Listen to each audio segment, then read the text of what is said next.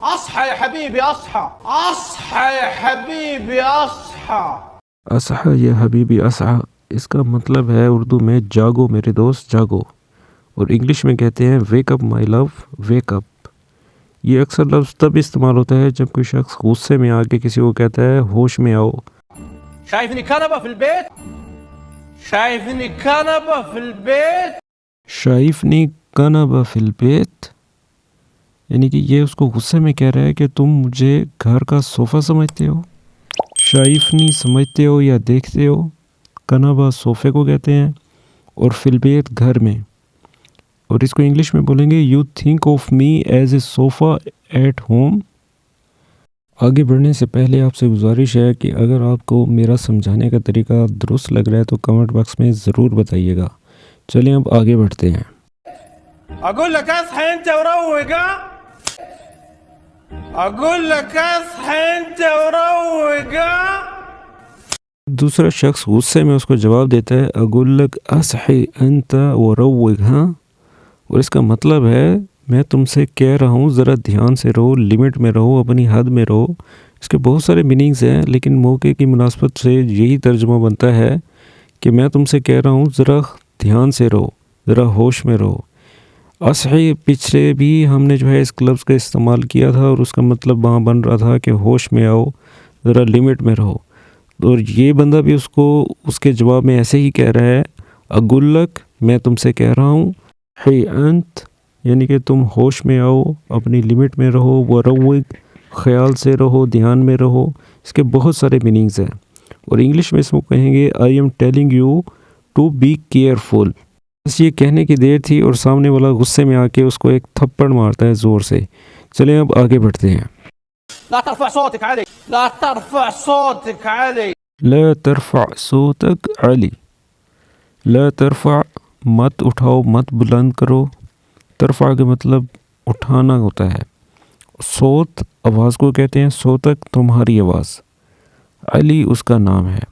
اسی طرح سے اردو میں جملہ بنے گا آواز بلند نہ کرو علی، یا علی اونچی آواز میں بات مت کرو، اور انگلش میں بولیں گے علی ڈونٹ رائز یور وائس۔ اگر آپ کو میری ویڈیو پسند آ رہی ہے تو اس کو لائک کیجیے گا، اور کمنٹ باکس میں ضرور بتائیں کہ آپ کو میری سمجھائی ہوئی بات سمجھ میں آ رہی ہے یا نہیں آ رہی۔ چلیں اب آگے بڑھتے ہیں۔ تفهم ولا ما تفهم تفهم ولا ما تفهم تفہم ولا ما تفہم، یعنی اس کو زوردار تھپڑ مار کے اس کو کہتا ہے تم سمجھے ہو یا نہیں سمجھے۔ تفہم کا مطلب ہے سمجھنا، ولا ما یعنی کہ نہیں سمجھے، تفہم سمجھے، ولا ما تفہم یا نہیں سمجھے۔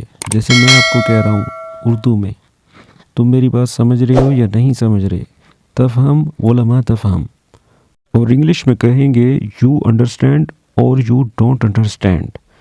جیسے ہم پنجابی میں بولتے ہیں تینوں میری جلدی سمجھ لگی ہے کہ نہیں لگی، ویسے ہی عربک میں بولتے ہیں تفہم ولا ما تفہم۔ امید کرتا ہوں کہ میری یہ سمجھائی ہوئی بات آپ کو سمجھ میں آ رہی ہوگی۔ چلیں اب آگے بڑھتے ہیں۔ يلا انقلع غرفتك ما في سفر يلا انقلع غرفتك ما في سفر یلا انگلع غرفک ما فی سفر۔ یلا یلا تو آپ نے سنا ہوگا، عربک میں بولتے ہیں یلا یعنی کہ چلو۔ انگلع انگلع بولتے ہیں گیٹ آؤٹ، گیٹ لاسٹ، دفع ہو جاؤ۔ غرفہ غرفہ بولتے ہیں کمرے کو، غرفک یعنی کہ تمہارا کمرہ۔ ما فی سفر یعنی کہ تم کوئی سفر نہیں کرو گے، کہیں نہیں جا رہے تم۔ اور اردو میں جملہ بنے گا چلو کمرے میں دفع ہو جاؤ، کوئی سفر نہیں کرو گے تم۔ اسی طرح سے انگلش میں جو ٹرانسلیشن بنے گی let's get out of the room you won't travel. انقلع انقلع انگلع انگلع کا مطلب ہوتا ہے دفع ہو جاؤ، یعنی کہ باہر جاؤ، گیٹ آؤٹ۔ یاد رہے کہ یہ جتنی بھی کنورسیشن ہے یہ غصے میں کی گئی ہے۔ یہ وہ الفاظ ہیں جو اکثر سعودی عرب لوگ جو ہیں غصے میں بولتے ہیں۔ انگلع دفع ہو جاؤ، باہر جاؤ، گیٹ آؤٹ، گیٹ لاسٹ۔ مشكورة يا أمي مشكورة يا أمي مشکور ہے یا امی، شکریہ میری ماں، تھینک یو مدر، اتنی مار کھلانے کا۔ اتنی سب باتیں ہونے کے بعد وہ شخص اپنی ماں سے کہہ رہا ہے مشکور ہے یا امی، یعنی کہ میں تمہارا بہت بہت شکر گزار ہوں مجھے مار کھلانے کے لیے۔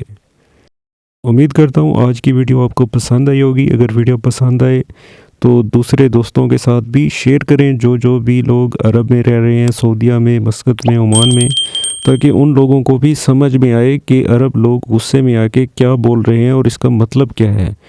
ملتے ہیں نیکسٹ ویڈیو میں، تب تک کے لیے اللہ حافظ۔